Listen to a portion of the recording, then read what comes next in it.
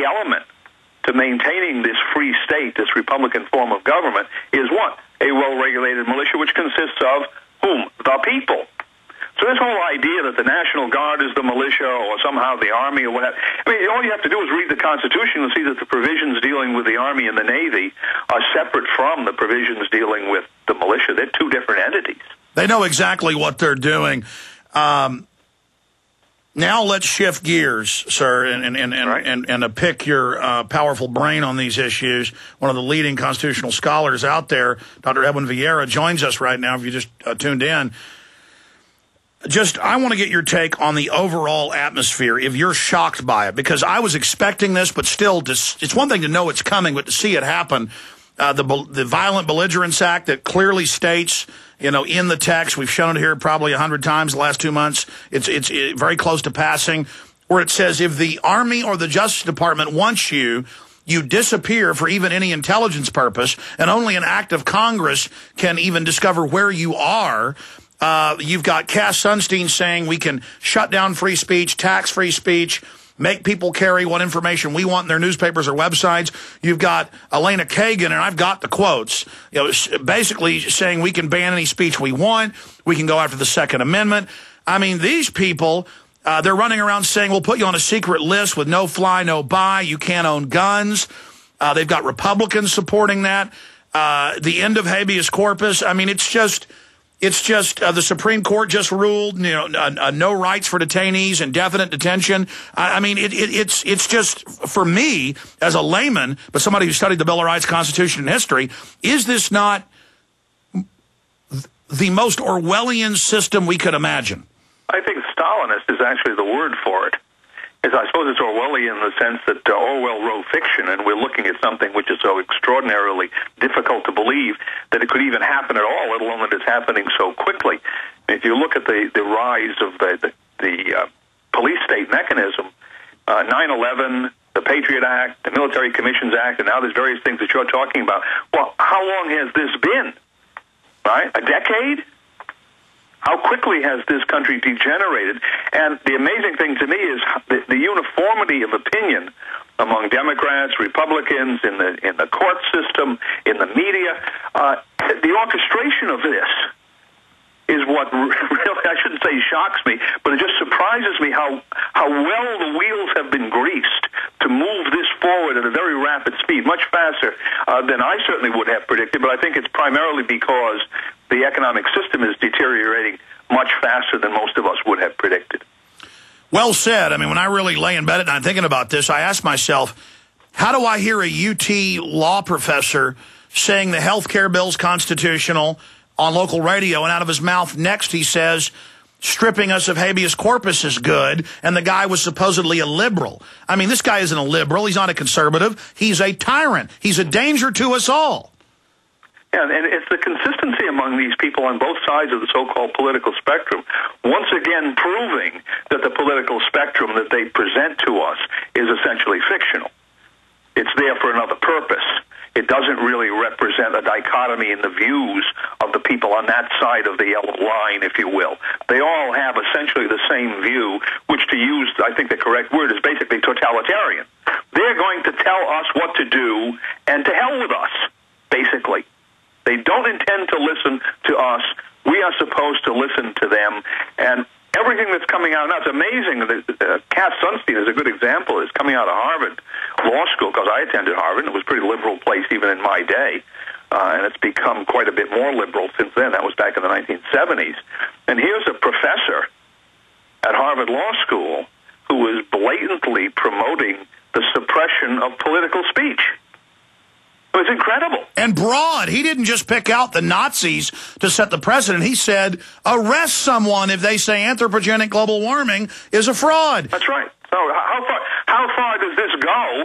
Well, it goes to the Stalinist point that if you say essentially anything that's against the regime, the NKVD will show up at 3 o'clock in the morning and you'll disappear into the gulag. And now I turn CNN on, and they've got Lieberman and McCain going, we want to be able to secretly arrest you. And strip you of your citizenship. Yes. All right, let's take that next step, right? Strip you of your citizenship. So that now, theoretically, all sorts of rights disappear. simply as a consequence of that. Now, of course, if people want to be stripped of citizenship, and I think that's unconstitutional in principle, but if you were to accept that principle, it would strike me that the first people on that list would be these public officials who have violated their oath to the Constitution of the United States. Well, they do. I mean, they do work for the foreign powers of the banking cartel. Dr. Edwin Vieira, our amazing guest, will be right back after this quick break to continue and talk about Elena Kagan. You may be arrested and or subject to other police action. Tyranny is here. The grim future foretold in 1984 has become reality. It really says that the state is God. The United States is now recognized globally as one of the most oppressive police states on earth. This film conclusively proves the existence of a secret network of FEMA camps, now being expanded nationwide. This documentary exposes how the continuity of government program has established an all-powerful shadow state. Police State 4 chronicles the sickening depths to which our republic has fallen. Prepare to enter the secretive world of emergency dictatorship. Body scanners, sound cameras, citizen spies, stage terror, and cameras on every street corner. It's only the beginning of the New World Order's hellish plan. The police state isn't coming. It's here. Secure your copy today at Infowars.com or see it online in the highest quality at PrisonPlanet.tv. Are you prepared? Well, you need to be hardcore prepared. There is a difference. To be hardcore prepared, equip yourself with the latest survival gear available at TacTownGear.com. All TacTown gear has been field tested by Canadian and U.S. forces, so you know it's tough. What kind of gear? 72-hour survival kits as low as $55. Holsters for $21. Ankle holsters as low as $40. Flashlights, knives, binoculars, sleeping bags, boots, weapons, accessories, and much more available only at TacTownGear.com. Order now and receive free shipping and a free gift on orders over $175. Need more? Receive free shipping, a free gift, and a 10% discount on orders over $250. Visit TacTownGear.com right now for your preparedness needs. That's TacTownGear.com. TacTownGear.com. Or call TacTown Gear at 418-844-9111. Again, that's 418-844-9111. Are you wondering about your retirement portfolio? Are you confident that the financial advisor is experienced enough to combat climbing interest rates, taxes, and inflation? Stop guessing and go to the expert, Robert Chapman of the International Forecaster. When you subscribe to the International Forecaster, you get Robert Chapman's 45 years of experience and concise investment recommendations. Who needs sugar-coated excuses when you can get the cold hard facts and proven investment leads you can't get anywhere else? For a free introductory copy to Robert Chapman's International Forecaster, subscribe now at theInternationalForecaster.com or call 877-479-8178. Experience the difference. When you subscribe, you can email Robert Chapman directly to obtain investment advice tailored just for you. Don't wait another minute. Subscribe today at theInternationalForecaster.com or call 877-479-8178. That's 877-479-8178.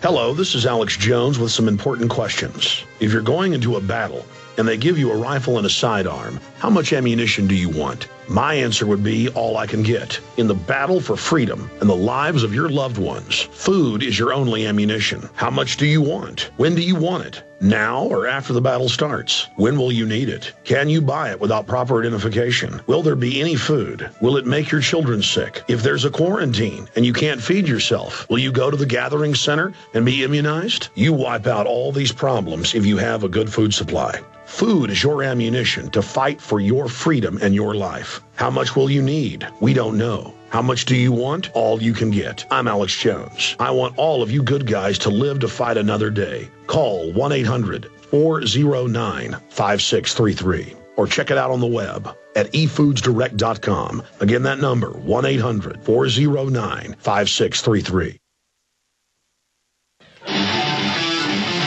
Next segment, we're going to Bud, one of his military stories out of Katrina. Dr. Edwin Vieira is with us for the rest of the hour. Elena Kagan, I mean, what is this psychological tactic where they just throw everything in our face? Are they trying to break our will, doctor? Because here she is, never even been a judge. They admit... lawyer. She was never a litigator, for instance, so she's had very little experience in the court system. But then the papers we do have from the University of Chicago Law Review and others, I mean, this is Stalinistic. She's a chip off the old Cass Sunstein block. Give us your breakdown on Elena Kagan. Well, I think that's exactly it. There's a certain mentality there that's expressed in what she's written. The interesting little vignette that came to me, she was a law clerk in the Supreme Court for Justice Blackmun, and a case came up involving some Second Amendment question. And she wrote a little memo to him saying that the case certiorari shouldn't be granted, and the case Supreme Court shouldn't hear it, because she was not sympathetic to the issue. And I thought, well, that's an amazing attitude. Whether or not an individual law clerk or a justice is personally sympathetic to a constitutional question, decides whether these questions are going to be heard, well, that would strike me as really a disqualification in terms of their psychological propensities, if you will, for dealing with this type of problem. But then you look at the background, you look at what she's advocated, at least what she's in print as having advocated, and I would say that very, very bad.